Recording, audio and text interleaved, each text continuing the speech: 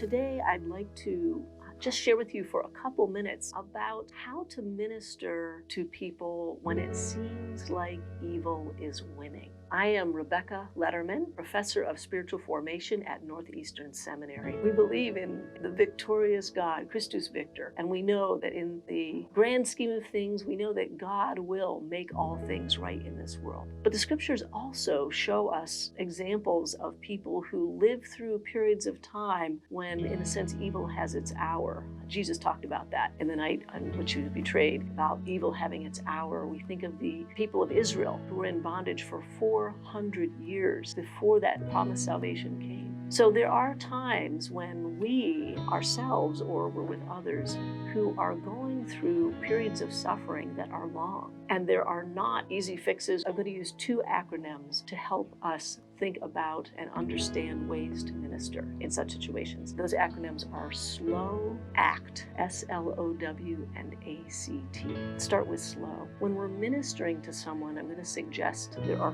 four basic orientations that help us to do that well. The first one in SLOW, S, is to show up.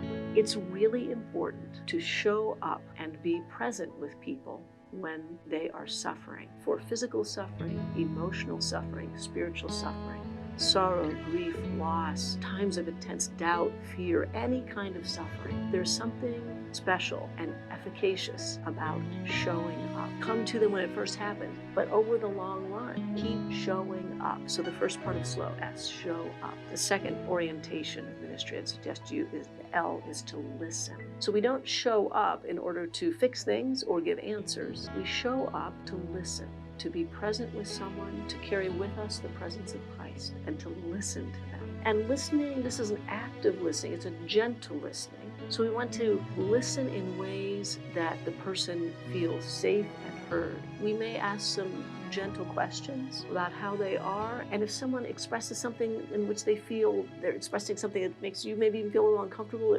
doubt or fear, anxiety, listening to that, asking the kind of questions that lets them express what they need to express. Listening also for moments of grace that people may be recognizing and helping them to name those. So show up, S, L, listen. O, offer concrete help. Offer specific help to people, because often, especially over a long period of time, people get weary. They get so weary sometimes they don't even know what to ask for. Now, I don't mean this in the sense that we offer it as if we assume what they need and just plow over them. Of course, we need to be listening for what they need. But if you just say, let me know if you need anything, that can actually be more work for the person who's already just having more than they can handle. So offer specific things that you can do to help. And they need help, but they're just too tired to think of what they need to do. It can feel like more to come up with what to do and manage that. Offer presence and companionship. Offer practical help as you're listening and noticing what their needs are, what their concerns are. Offer prayer for them if they're in a time of doubt. Offer your own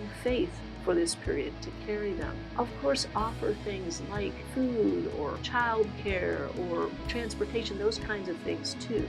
But offer specific help. So show up, listen, offer specific help. And W, wait. Don't be in a rush. We want to fix things. There's something in us. We want people to feel better. We want to make things different. In many circumstances, things are not fixable. And so what we do is, in an orientation ministry, is we wait with the person.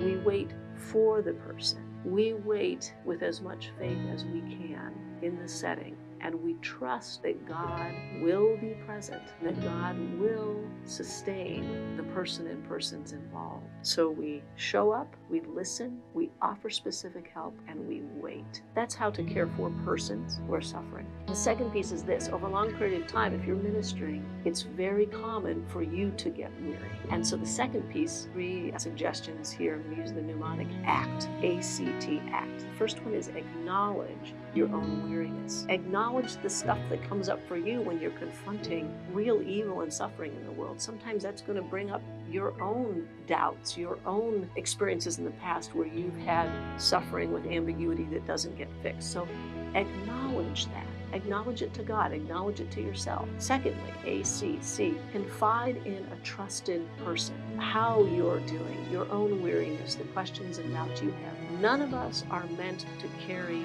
burdens alone.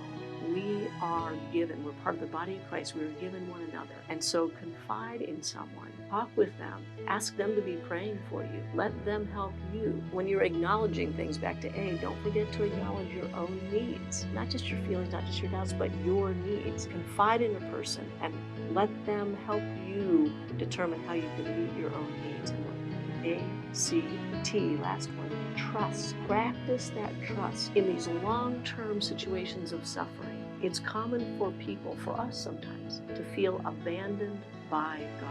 But we do know from the scripture, and we know from nearly 2,000 years of testimony by persons of faith, that God is faithful. And so we want to practice trust. When we feel abandoned by God, look for ways, pray to God for the grace to abandon yourself to God in waiting and trusting, even in times of ambiguity and suffering.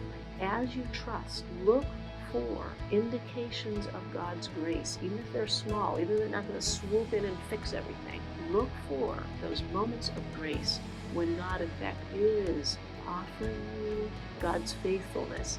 Maybe not in the ways we're looking for or expecting, but God's faithfulness will show up when you're entering into and ministering in situations where it's sure looking like evil's winning. Slow act, show up, listen, offer concrete advice, wait the person. And for yourself, acknowledge what you need, confide in others, choose to trust and look for the faithfulness of God, even in subtle, unexpected ways. And God will sustain you, and God will be faithful to care for the persons that you love and are caring for.